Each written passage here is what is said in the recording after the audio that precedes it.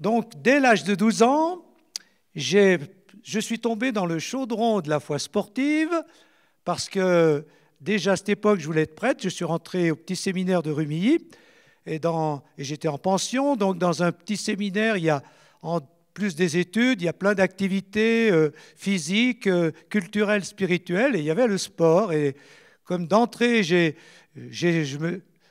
été bon en course à pied.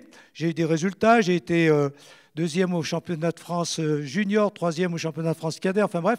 Donc j'ai été recruté à cette époque par le club d'Aix-les-Bains, un grand club d'athlétisme qui toutes les années fait dans les 5, 6, 7 e club de France. Et actuellement, évidemment, pour ceux qui suivent un peu l'athlétisme, ben le fleuron du club d'Aix-les-Bains, c'est Christophe Lemaitre, qui a été champion d'Europe de 100 mètres, de 200 mètres, de 4 x 100, et qui a remporté aux derniers Jeux Olympiques donc, la médaille de bronze. Et donc, j'ai baigné dans ce club où vraiment le sport, c'est une religion ou une foi. Et c'est cette foi sportive qui m'a marqué, moi qui avais la foi chrétienne, et j'ai essayé de faire toute ma vie le lien entre la foi sportive et la foi chrétienne. Il y a beaucoup de convergences, mais il y a aussi beaucoup de divergences. Et c'est donc cette harmonie entre les deux que j'ai essayé de vivre. Alors, qu'est-ce que j'appelle la foi sportive? Eh bien, si je m'en réfère à mon club, la foi sportive, c'est d'abord la foi en soi. La foi, je dirais, en l'efficacité, c'est la foi qui nous fait croire qu'on peut y arriver. Tu peux y arriver, tu dois y arriver, tu vas y arriver. Ça, tous les entraîneurs et puis le club, la mentalité, nous a fait croire qu'on pouvait arriver à des résultats. Alors, arriver à des résultats, pour moi, c'était essayer d'avoir des résultats sportifs, mais aussi arriver au but que je me fixe. Ça, la foi sportive. Un sportif croit qu'il va y arriver. Alors, bien sûr, pour les résultats sportifs, mais aussi dans sa vie, suivant les projets. Ça m'a beaucoup marqué. Il faut que tu crois en toi. Tu crois que tu peux y arriver. Crois en tes possibilités. Voilà. Et donc, ça m'a beaucoup marqué. Du coup, baigné dans cette ambiance, moi j'ai eu quelques résultats avec des hauts et des bas, mais j'ai été au moins 12 ou 15 fois même champion des Alpes de la région sur 5000 mètres ou 10 000 ou en cross ou sur 1500. Et puis, 3 fois dans les 20 premiers, classés dans les 20 meilleurs Français en cross ou dans les 10 meilleurs Français aux 5000, enfin, etc. Donc, j'ai eu d'assez bons résultats. Et donc, j'y ai cru. Donc, première chose, croyez. Croyez en vous, croyez que vous pouvez y arriver dans tout ce que vous faites. Mais évidemment, il y avait aussi autre chose. La foi sportive, c'est la foi au sport pour lui-même. En la beauté du sport, c'est croire que le sport est une des plus belles choses du XXe siècle, parce que ça s'est beaucoup développé au XXe siècle, ça va encore se développer au XXIe. Mais je crois que c'est un bienfait, une bénédiction, je dirais, pour l'humanité. Donc, le sport construit l'homme. Et la foi sportive, c'est la foi au sport qui nous construit. C'est-à-dire que, le sport change notre manière d'être. Il nous apporte des valeurs, il nous apporte un certain style de vie. Et surtout pour moi, donc, le sport, c'est le souffle, c'est le dynamisme, c'est la vitalité. Il faut faire du sport pour avoir du souffle, avoir du dynamisme et de la vitalité. Et du coup, moi qui étais croyant, bien sûr, qui voulais servir Dieu, le sport m'a fait voir que Dieu, ce n'était pas simplement une idée, une explication du monde ou une présence qu'on peut ressentir, c'était la vie, la source de la vie, la vitalité. Donc, moi, j'ai essayé d'être un prêtre vivant qui donne du souffle, par exemple dans une homélie ou dans une conférence. Et ce soir, ça va être le cas, j'espère. Pourvu que je vous donne du souffle, c'est-à-dire de la motivation, de l'élan. Voilà, la foi sportive, c'est croire au bienfait du sport. Et moi, le sport que j'ai connu à Aix-les-Bains, dans ce club, c'était l'amateurisme pur et dur. Voilà, c'est-à-dire l'effort gratuit sans relation avec l'argent. Et j'ai gardé cette mentalité. Maintenant, même dans mon club, ça a changé parce que l'évolution du sport, le sport devient un spectacle et puis il faut des entraîneurs, etc. Donc, le sport est aussi entré dans l'athlétisme. Mais du coup, pour moi, l'âme du sport, c'est ça. L'âme du sport, c'est l'effort gratuit. Et tout le monde est capable de faire des efforts gratuits, physiquement ou intellectuellement ou professionnellement. Donc, effort gratuit.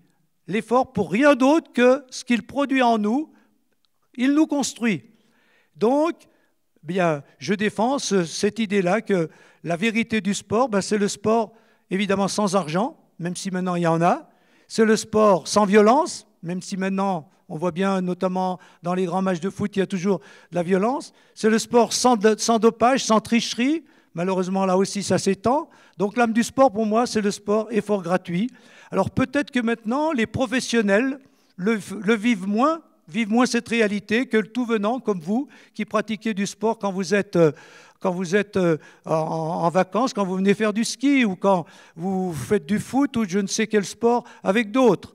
Mais justement, pour moi, dans ce sport qui se développe aujourd'hui, je vois qu'il y a deux réalités. Il y a ce que j'appelle le sport ressourcement.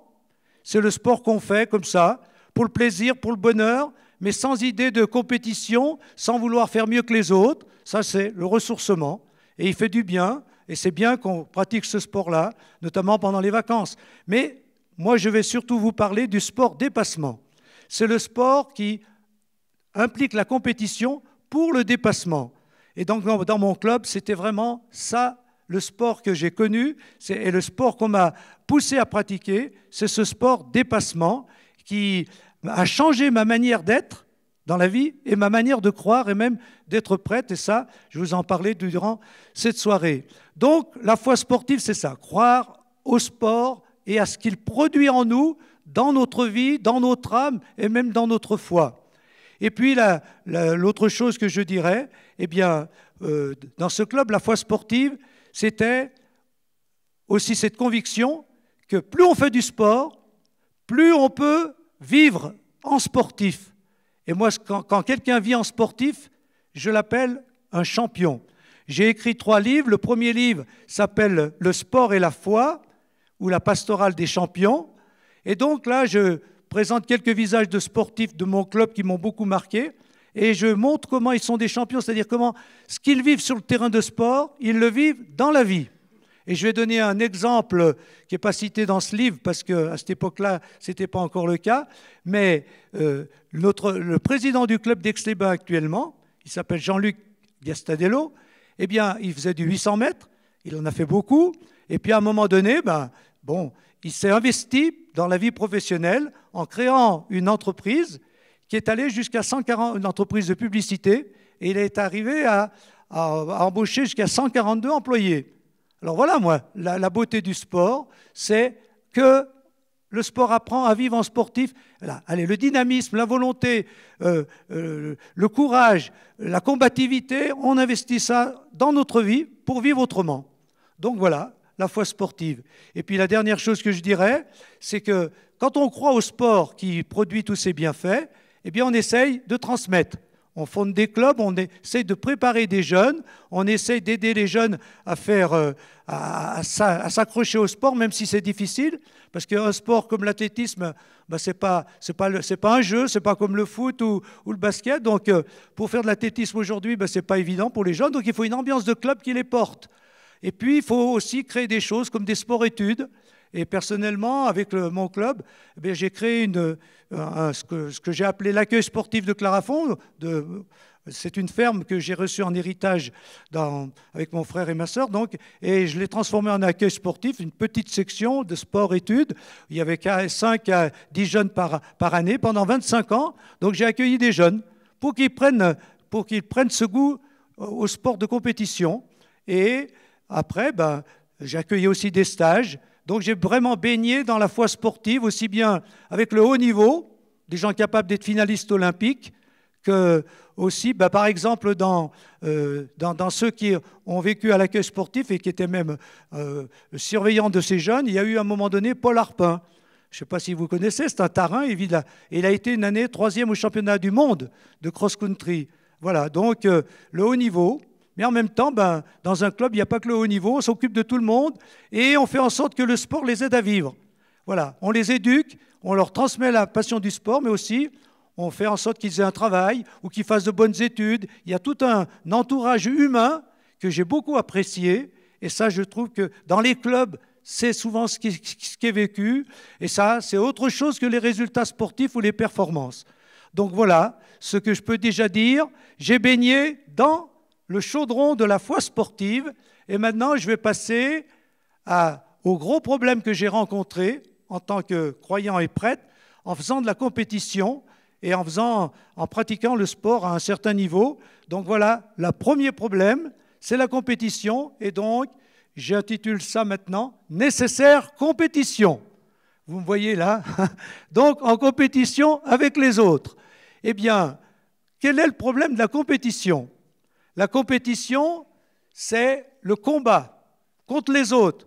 Et dans l'Évangile, pour ceux qui connaissent l'Évangile, le grand message que tout le monde connaît, même les incroyants, c'est « aimez-vous les uns les autres ».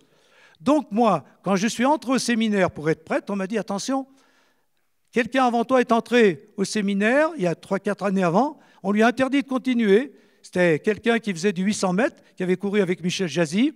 On lui a dit non, tu ne peux pas continuer à faire de la compétition individuelle. C'est contraire à l'Évangile, contraire avec la foi chrétienne. Parce que l'Évangile, c'est aimez-vous les uns les autres. La compétition, c'est battez-vous les uns les autres. Combattez les uns contre les autres. Cherchez à battre les autres. Voilà. Alors, comment accepter, comment arriver à concilier les deux? Eh bien, moi, j'ai beaucoup réfléchi, mais j'en suis arrivé à cette conclusion que la compétition était nécessaire.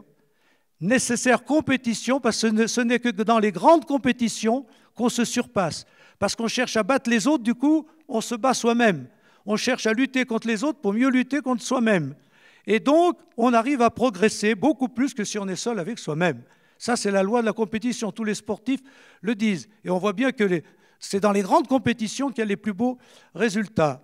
Voilà, eh bien, la compétition est nécessaire pour progresser. Donc la compétition, ce n'est pas la guerre. Je ne cherche pas à détruire l'autre, je cherche à le battre, mais pourquoi? Pour le faire progresser, pour qu'il se dépasse, et pour que je me dépasse moi-même. C'est la loi de l'émulation, c'est l'émulation pour le dépassement. Et donc, la compétition, elle est bonne, la compétition est nécessaire si on veut se dépasser, si on veut progresser. Et du coup, je suis pour qu'il y ait de la compétition partout, dans la société et même entre les religions. Alors, comment est-ce que j'ai arrivé à concilier le message de l'Évangile avec le message de la compétition? Par cette idée de l'adversité ou de l'adversaire. L'adversaire, ce n'est pas l'ennemi. L'ennemi, c'est celui qui veut nous abattre, qui veut nous faire du mal ou qu'on cherche à abattre. Tandis que l'adversaire, c'est celui contre qui je lutte, mais pour progresser et pour le faire progresser. Alors dans mon premier livre, La pastorale des champions, je cite un auteur, un écrivain qui s'appelle Thierry Monnier, qui a toute une belle page pour dire, voilà, il parle avec je suis contre un adversaire, je cherche à lutter contre lui, et voilà que, oh là là, je me rapproche de lui, et voilà, ça y est, je le dépasse, je me retourne pour voir son visage, et au lieu de lire le dépit sur son visage, je lis la joie, parce que l'adversaire que je suis en train de battre, c'est moi-même. Donc ça, c'est ce que j'ai compris. On a besoin d'adversaires pour se vaincre soi-même, pour se dépasser soi-même. Alors du coup, aimez-vous les uns les autres, qu'est-ce que ça veut dire pour moi? J'ai réfléchi, pour moi l'amour, aimer les autres, partager, être solidaire, etc. C'est quoi? Eh bien, il y a 3 manières de vivre l'amour des autres. On peut vivre l'amour, l'amitié avec le frère, le partenaire. Donc là, on s'aide l'un l'autre, on se secourt, on vit des affinités. Ça, c'est l'amour partenaire ou l'amour solidaire, on aide les autres. Et puis, il y a l'amour adversaire, où on lutte contre les autres pour les dépasser. Alors, l'amour adversaire, c'est l'amour exigeant. Même des parents, par exemple, je leur dis, voilà, il faut être exigeant envers vos jeunes.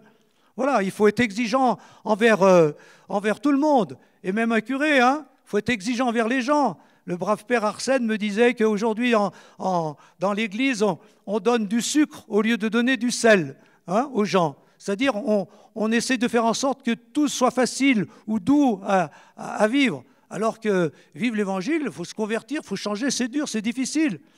Donc, voilà. Donc, l'amour exigeant, l'amour adversaire, c'est l'amour exigeant. Donc, il y a une autre forme d'amour. Et puis, évidemment, ce qu'il ne faut pas vivre, c'est la haine des ennemis. Donc ça, c'est un autre problème. Donc voilà ce que j'ai compris, et voilà un peu ma synthèse. L'amour peut être un amour adversaire. On a besoin d'adversaires, on a besoin d'adversité, on a besoin de compétition. Alors, bien sûr, il y en a qui disent aujourd'hui, j'entends ça souvent, même dans l'Église ou dans la société, dans l'éducation, non, non, pas de compétition, on veut une société de partage, on veut une société fraternelle et pas une société de compétition. Mais la compétition, ça n'enlève pas la fraternité, au contraire. Avec ceux contre qui on lutte, bah, je vois tout cela, là, ceux que vous voyez, bah, c'est tous devenus des amis. Donc la compétition enrichit l'amitié et la fraternité parce que c'est l'amour exigeant. En tout cas, c'est ma conviction. Et puis aussi, je dis quelque chose de tout simple, la compétition, c'est un jeu. Alors il faudrait que le sport reste un jeu. Quand on joue, même des enfants quand ils jouent, quand on joue aux cartes, quand on joue, si on fait exprès de perdre ou si on ne cherche pas à gagner, ben, il n'y a plus de jeu. Donc pour qu'il y ait un jeu, pour que ce soit intéressant, ben voilà, il faut. Et puis maintenant, le sport est devenu un spectacle. Pour qu'il y ait un spectacle, il faut qu'il y ait de l'ambiance, il faut qu'il y ait de la lutte. Plus il y a de grandes confrontations, quand il y a un trop fort avec un trop faible, ben, il n'y a plus de spectacle. Et justement, la compétition, eh bien, c'est quoi? C'est cette lutte, mais avec des règles du jeu, avec des lois, avec un arbitre. Hein? Dans un match, il y a des fois carton jaune, carton rouge, parce qu'on ne respecte pas les règles. Donc, si on veut une société de compétition, il faut qu'il y ait des règles et des lois, et des arbitres pour les faire appliquer. Et puis, la compétition, eh bien, c'est aussi, ça suppose un état d'esprit. Et là, quand on a la foi chrétienne, ça nous intéresse. Parce que l'état d'esprit nécessaire pour vivre la compétition, c'est le respect de l'adversaire, et j'ai même dit l'amour de l'adversaire. C'est être capable de féliciter quelqu'un qui nous a battus. Ben ça, c'est pas évident. Parce que spontanément, quand quelqu'un nous a battus, on n'est pas content. On a envie de le rejeter ou on a envie de dire du mal de lui. Donc voilà, hein, aimer l'adversaire. Ou accepter de perdre. Accepter quand on est gagnant, de ne pas se croire supérieur aux autres. Voilà. Et même dire, ben voilà, si j'ai gagné, c'est un peu aussi grâce à toi, tu m'as poussé dans mes retranchements. Voilà. Donc, l'adversité, c'est bon. Donc, le fair-play, un état d'esprit, et ça, c'est tout un travail sur soi. Hein. Là, c'est un peu le sport de l'âme, à arriver à se contrôler, à contrôler ses sentiments négatifs contre quelqu'un qui nous a battus. Donc, arriver à aimer l'adversaire, à le féliciter. Et puis, quand on perd, eh ben, accepter de perdre, tout simplement. Donc, voilà, nécessaire compétition. Je sais que beaucoup ne sont pas d'accord, mais ça n'empêche pas qu'il y ait aussi d'autres choses. Ce que j'ai dit tout à l'heure, le loisir, le sport loisir, ce n'est pas la compétition. Ben, ça, c'est autre chose. Mais si on fait du sport dépassement, ben, c'est la compétition. Alors, j'en terminerai avec cette idée que, eh bien, je vais donner un exemple, parce que je suis même pour la compétition entre les religions, entre les idées, entre les croyances, entre les comportements. Et j'ai un prêtre qui s'appelle Yann Vagneux, que j'accueillais quand il était séminariste et que j'étais curé à Aix-les-Bains. Et donc, lui, il fait partie des missions étrangères de Paris. Il est maintenant missionnaire en Inde, et donc à Bénarès. Et lui a toujours été contre la compétition, et donc on a eu des débats entre nous. Et la dernière fois qu'il est venu à Chambéry, il a fait une conférence pour nous dire ce qu'il vivait là-bas. Il dit « Le Père Pichon m'a converti. Je suis pour la compétition, en ce sens que ce que je vis en Inde, c'est l'émulation entre les religions. Il est là-bas où il n'y a pas de chrétiens, ou très peu. Il vit constamment avec des musulmans, avec des hindouistes, avec des bouddhistes, avec des sikhs, des jains, je ne sais pas comment, enfin il y a tout un tas. Et il dit, je crée des relations fraternelles, et du coup on ne cherche pas à se convertir, mais on cherche à partager notre foi, on discute, on échange, et plus on se confronte, plus il y a de l'émulation, c'est-à-dire plus on avance nous-mêmes dans notre propre foi, et donc c'est ça la bonne compétition, la bonne émulation, c'est qu'au lieu de chercher à écraser quelqu'un ou de l'écarter, eh ben, on se confronte pour avancer tous, pour avancer chacun dans notre propre ligne. Et plus on avance dans notre propre ligne, plus on peut se rencontrer un jour, ou en tout cas, en attendant, on crée de la fraternité. Donc la compétition et la fraternité, même entre les religions, pour moi, ça va ensemble. Et donc maintenant, autre problème que la compétition, que le sport de dépassement m'a appris, c'est l'ambition. Alors là, j'ai gagné le championnat des Alpes une année. Vous voyez, le deuxième est loin derrière. Hein. Donc j'étais content. Il n'y a pas de deuxième, vous ne le voyez pas. Donc, vouloir être le meilleur possible en cherchant à être meilleur que les autres. Qu'est-ce que c'est que l'ambition? L'ambition, c'est ça. L'ambition, ce n'est pas vouloir écraser les autres, se croire supérieur aux autres, ça c'est l'orgueil. L'ambition, c'est ce que je viens de dire, vouloir être meilleur que soi, vouloir donner le meilleur de soi-même. Mais pour pouvoir être le meilleur possible, si on se regarde devant la glace, on est tout de suite content. Ah, je suis pas mal. Mais si on se compare aux autres, ben, ce n'est pas évident. Donc, pour pouvoir être le meilleur possible, il faut chercher à être meilleur que les autres. Parce que les autres révèlent un autre possible que le sien. Donc, il faut se confronter aux autres. Mais alors, qu'est-ce qui se passe si on essaye de vivre ça? Eh bien, on bute sur une des phrases de l'Évangile que tout le monde connaît, je pense. Les premiers seront les derniers seront les premiers. C'est-à-dire que l'Évangile, apparemment, avec aussi les béatitudes, heureux les cœurs pauvres, ben, il nous invite à l'humilité, à ne pas se croire supérieur aux autres, à ne pas vouloir être le premier, à vouloir être plutôt le dernier, c'est-à-dire au service des autres. Alors comment concilier les deux choses? Eh bien, pour moi, justement, c'est ça. L'expérience montre que quand on veut être meilleur que les autres, on arrive à être meilleur que soi-même. Et puis je me suis dit, mais quel est le sens de la vie? Pourquoi vous vivez? Qu'est-ce que vous faites sur Terre? Vous faites sur Terre, qu'est-ce que vous faites sur Terre? Ben, vous cherchez à donner le meilleur de vous-même. Ou alors vous êtes dans une vie tellement centrée sur vous que vous n'êtes que égoïste. Bon, ben ça, ce n'est pas la vraie vie. Enfin, pour moi, la vraie vie, le sens de la vie, c'est qu'on est sur Terre avec des dons, des talents, et qu'on doit faire fructifier tout ça pour donner le meilleur de soi-même aux autres. Comme ça, chacun est utile aux autres, et on crée une société fraternelle et un monde fraternel. Donc, on est sur Terre pour donner le meilleur de soi-même. Mais pour donner le meilleur de soi-même, il faut chercher à être meilleur que les autres, et c'est comme ça qu'on avance. Et si on réussit, ben on ne doit pas être orgueilleux, c'est-à-dire mépriser les autres, se croire tellement au-dessus des autres que pour nous, les autres sont rien du tout. Donc l'orgueil, c'est tout autre chose. L'orgueil, c'est se croire meilleur qu'on est, alors que l'ambition, ben, c'est vouloir être meilleur que soi-même. Donc pour moi, l'orgueil, c'est à rejeter, mais l'ambition, c'est positif. Et chacun doit être ambitieux et pas orgueilleux. C'est-à-dire vouloir donner le meilleur de soi-même, vouloir progresser dans son travail, dans ses activités, dans sa foi, dans ses convictions, dans son engagement social. Plus on cherche à progresser, plus on a de l'ambition pour progresser, plus on y arrive. Si on n'a pas d'ambition, eh bien, on n'avance pas. Et justement, moi, ça m'a beaucoup interrogé parce que j'ai trouvé dans l'Église, pourtant je suis à fond engagé dans l'Église depuis toujours, ben, je trouve qu'on n'a plus beaucoup d'ambition. L'Église qui a quand même influencé le monde, hein, alors je ne vais pas parler des racines chrétiennes de l'Europe, mais quand même, quand on voit l'héritage de l'Église dans la société, dans le monde, on est quand même fiers. Et voilà que, justement, maintenant, ben, on accepte de perdre, on accepte d'être relégué à plus rien du tout, à être pas pris au sérieux. Alors, moi, je pense qu'on ne doit pas chercher à vouloir convertir tout le monde, surtout pas par la force, ça s'appelle le prosélytisme, mais on doit chercher à construire un monde meilleur. Et la religion, la foi, nous pousse à ça. Alors voilà, eh bien, moi je trouve que, je vais vous donner un exemple justement sur cette fierté d'être chrétien, et il faudrait qu'on la retrouve, et qu'on soit un peu plus ambitieux. Il y a l'année dernière, j'ai préparé un jeune au baptême, un jeune qui était en 3e, qui habitait à Barbie, dans une des paroisses où je suis. Et il y a un jeune qui est venu me voir un jour en me disant « Je vais être chrétien. Je n'ai pas été élevé absolument pas élevé dans la foi chrétienne. Mes parents sont athées, etc., etc. Mais dans l'enseignement au collège, on nous a présenté les cathédrales, toute l'œuvre, les hôpitaux, tout ce que l'Église a fait dans la société. Je me suis dit, mais si l'Église a fait tant de belles choses, moi j'ai envie d'adhérer à l'Église. Donc, voilà, moi je trouve qu'aujourd'hui, eh bien, on ne se bat pas beaucoup dans l'Église parce qu'on accepte de perdre, on accepte d'être relégué à rien du tout.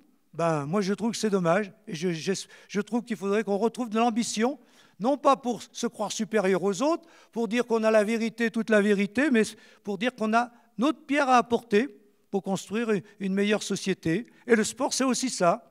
Voilà, belle ambition. Troisième chose, sublime sensation. Alors, un autre problème posé qu'on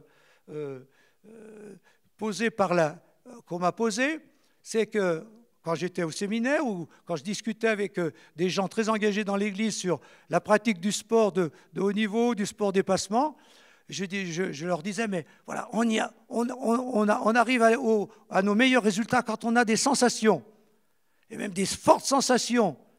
Alors, oh là là, la sensation, c'est pas comme ça qu'on connaît la vérité. La vérité, c'est avec l'intelligence, avec la raison, ou alors avec le cœur. On ne voit bien qu'avec le cœur, vous connaissez cette phrase. L'essentiel est invisible pour les yeux. La sensation, c'est nul, c'est de la sensiblerie, c'est superficiel. Or, on voit que justement la vérité sportive, c'est la vérité de ceux qui ont les plus belles sensations. Quand ils ont des sensations, ben, ils arrivent à réussir ce qu'ils n'arrivent pas à faire autrement. J'entendais Teddy Riner, il y a une semaine, au moment où il a repris un peu la compétition, il a gagné à Paris, là, il disait ben, je ne suis pas encore à mon niveau, je suis à 60% de mes sensations. Donc la sensation. Alors la sensation, qu'est-ce que c'est? Ah ben, j'ai jamais vu, comme le dépassement d'ailleurs, j'ai lu beaucoup de livres de philosophie, de théologie, jamais ce mot est présent. Et quand j'ai essayé à des philosophes comme Frédéric Lenoir, je ne sais pas si vous connaissez, qui écrit des très beaux livres, je lui ai écrit pour lui dire qu'il faudrait quand même qu'il écrive quelque chose sur le sport. Dans l'Église, j'ai essayé de le faire aussi. Le sport, on trouve que c'est vraiment une belle occupation, une détente, un loisir, mais ça n'a rien à voir avec ce qui est sérieux. Ça n'a rien à voir avec la construction de l'homme et à plus forte raison avec la foi. Donc, la sensation, on ne s'en occupe pas. Eh bien, pour moi, la sensation, c'est la vérité.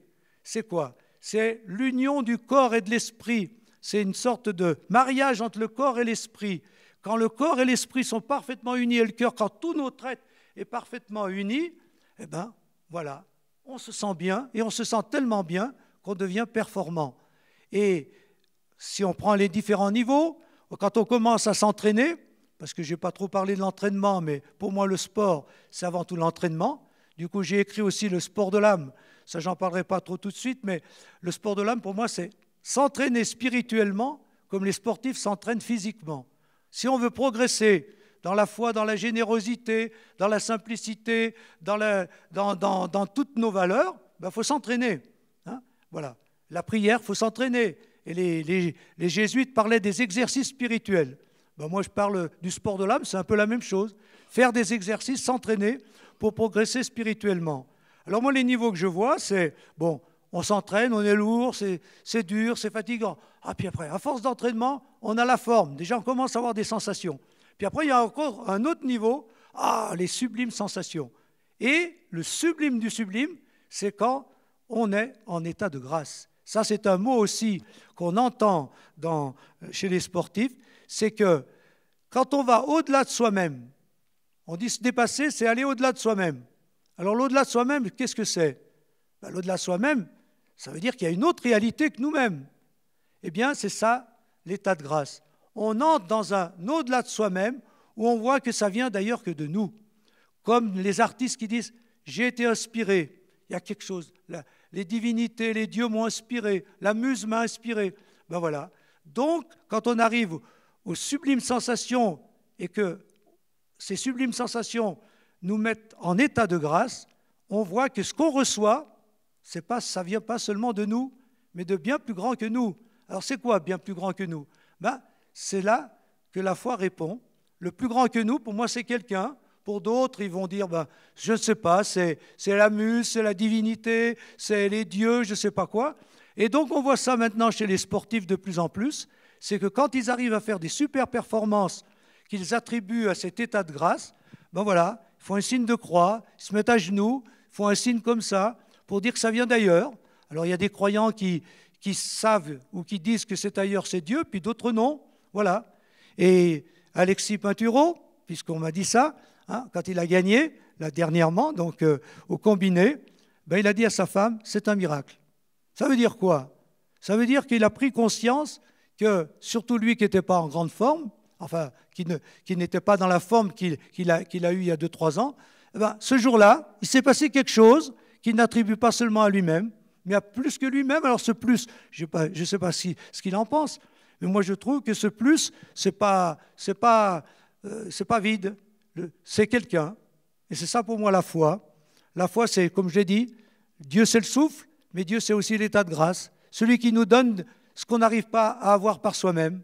Autant il faut s'entraîner, faire des efforts, autant quand on fait des efforts, il y a un moment où on reçoit plus que le produit de nos efforts, et c'est ça la foi. Et voilà. Et donc, pour donner une autre image qui me permet de dire ça, c'est une phrase de Joseph Folliet, un philosophe, qui a dit « Au sommet de la montagne, il n'y a plus la montagne, il y a le ciel. » Quand vous êtes en montagne, vous montez, il y a des efforts, vous pénétrez, puis vous arrivez là-haut, vous admirez, mais il y a quelque chose d'autre en haut, c'est le ciel. Vous avez l'impression de toucher le ciel, ou le ciel vient vers vous. C'est ça l'état de grâce pour moi, et c'est ça la grosse question qui pour moi est posée par l'expérience sportive, c'est que l'expérience sportive permet de rencontrer la grâce. Mais c'est quoi la grâce? Le croyant dit c'est Dieu, oui, d'autres diront non, mais c'est ça la vraie question posée par le sport. Donc le sport peut conduire à Dieu de cette manière-là, en tout cas pour moi, ça enrichit ma foi en ce Dieu en qui je croyais déjà, mais j'y crois autrement, et c'est ce que je dis. Et puis la dernière chose que je dirais, c'est que à partir du moment où on vit tout cela, eh bien, si on croit au sport, si on a la foi sportive, il faut essayer d'investir tout ce que le sport nous donne dans notre vie. Et c'est ce que j'appelle faire vivre en sportif ou faire de sa vie une course spirituelle. Alors ici, vous voyez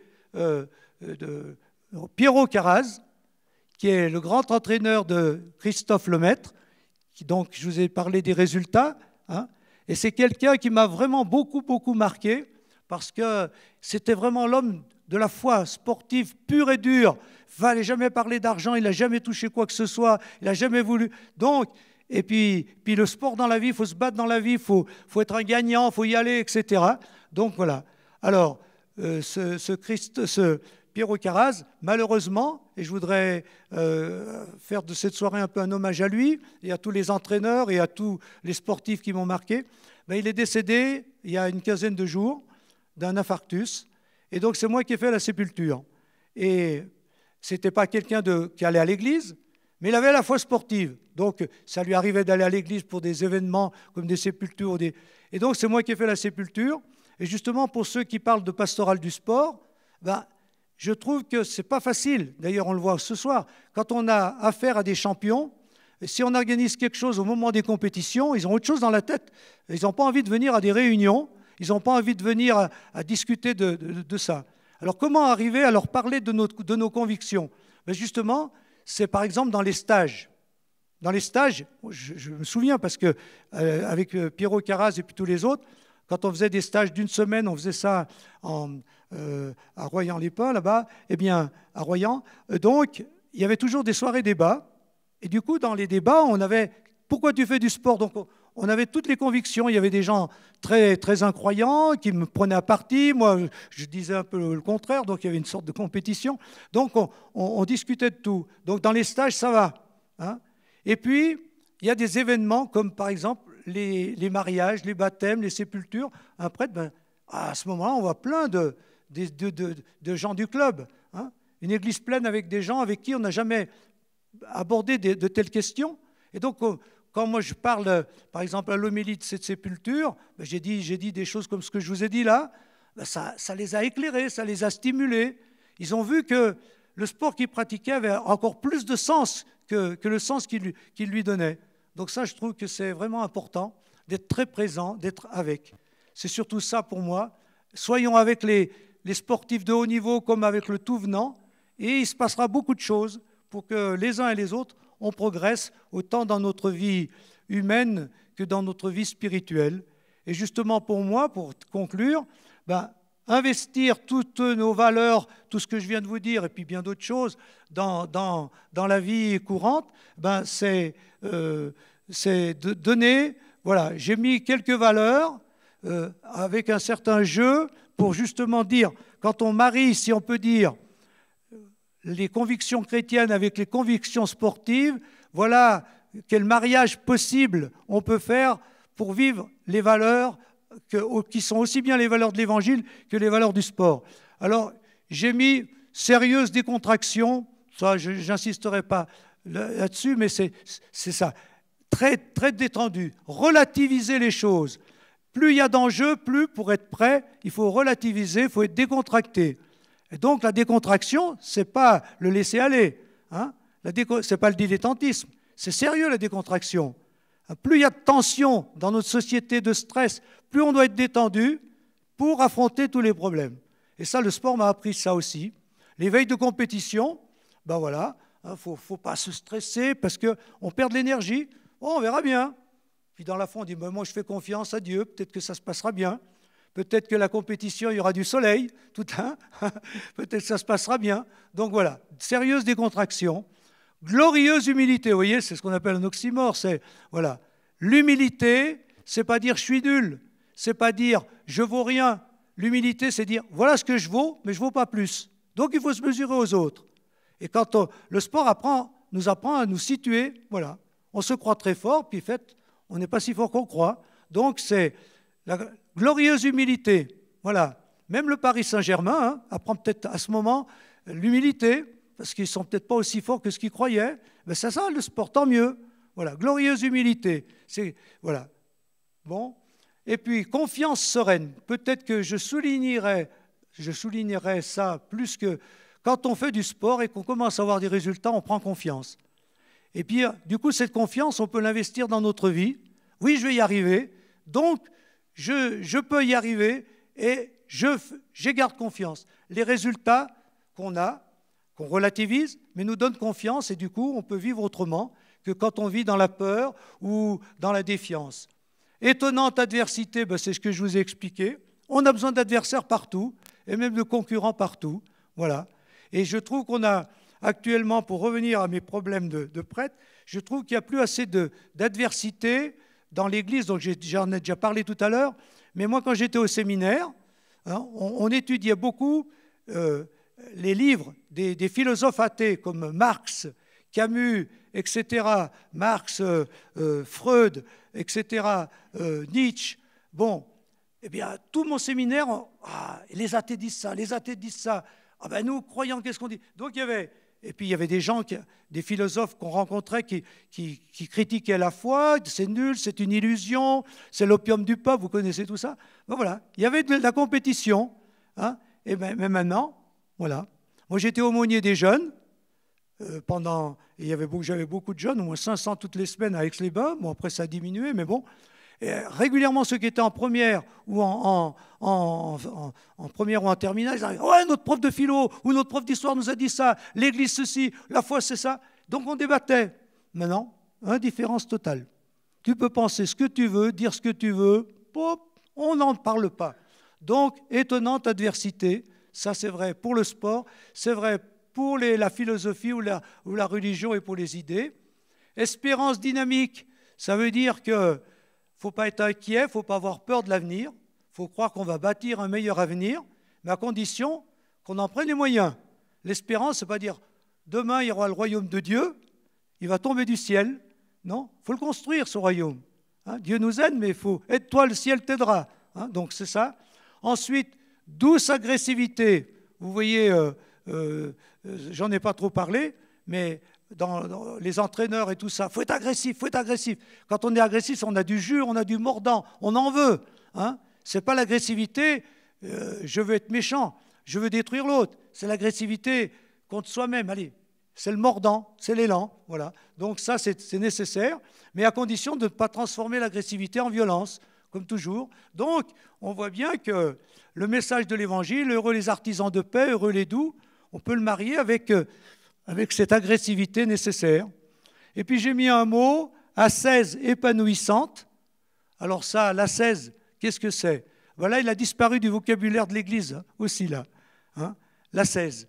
L'ascèse, c'est la discipline, c'est la rigueur de vie.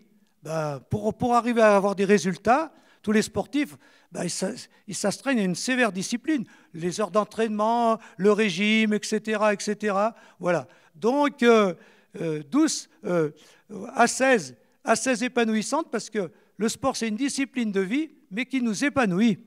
Ce n'est pas l'ascèse masochiste. Alors, justement, une des choses que le sport m'a appris, dont je ne vais pas trop parler là ce soir, mais qui a été une sorte de révélation aussi, c'est la souffrance positive. Dans l'Église aussi, la souffrance, dans la société, la souffrance est mauvaise. Il ne faut plus en parler. Il faut tout éviter faut tout faire pour éviter la souffrance. Mais un sportif qui veut réussir, il est obligé de souffrir, il se fait mal. Il faut se faire mal. Hein? Mais on ne se fait pas mal pour se détruire. Ça, c'est la mauvaise souffrance, la souffrance négative. La souffrance positive, c'est la douleur de l'enfantement. Je me fais mal, mais pour devenir plus grand, pour devenir meilleur, pour progresser. Et c'est normal qu'il y ait de la souffrance parce que je crée une tension dans mon être. Quand je fais du sport, voilà, je crée une tension, les muscles, etc. Et donc, je souffre. Mais au-delà de cette souffrance, il y a un progrès. J'acquiers une nouvelle, si on peut dire, une nouvelle vie, une vie plus grande. Donc, ascèse, mais épanouissante, pour un bien, pour être mieux, pour progresser.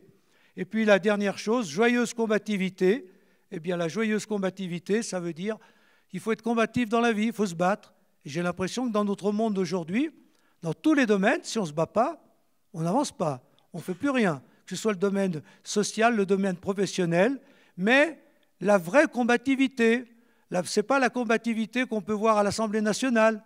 La combativité politique, on se traite de tout. Moi, je dis, mais ce n'est pas ça le sport. S'ils étaient sportifs, l'autre, il pense le contraire de moi. Donc, je ne suis pas d'accord, je vais lutter contre lui. Mais est-ce que cette lutte nous fait avancer, tous? Ou est-ce qu'au contraire, on se contredit tellement, on se combat tellement qu'on ne fait plus rien avancer et on détruit la société? Donc, la combativité positive, la combativité qui nous permet de lutter contre les difficultés, mais pour avancer nous-mêmes et pour faire avancer les autres. Alors voilà, j'ai essayé de dire un peu toutes ces valeurs pour dire que pour moi, ce sera ma conclusion, eh bien, vivre en sportif, c'est faire de sa vie une course spirituelle. J'ai écrit un article dans le document épiscopal, document officiel des évêques qui est paru il y a 2-3 mois, Église et sport. Bon, enfin l'Église s'intéresse au sport. J'étais bien content qu'officiellement, il y ait ce document. Et donc j'ai écrit moi un article, il y en a beaucoup d'autres qu'on a écrit, mais moi j'ai écrit l'article justement « Faire de sa vie une course spirituelle ». C'est-à-dire un peu vivre ce que saint Paul dit. Voilà. J'ai combattu le bon combat, j'ai terminé la course, j'ai respecté les règles. Saint Paul emploie souvent l'image de la course pour dire que la foi, ça doit être une course. Voilà. C'est-à-dire un ensemble d'efforts qu'on doit faire pour arriver au but, mais en attendant aussi la grâce qui nous permettra d'y arriver. Parce que dans une course, autant il faut faire des efforts, autant pour que ça réussisse, il faut une grâce qui vienne d'ailleurs. Donc, dans tout ce qu'on fait, il faut ça. Voilà, la course spirituelle. Et c'est comme ça que je vous laisse avec vos questions.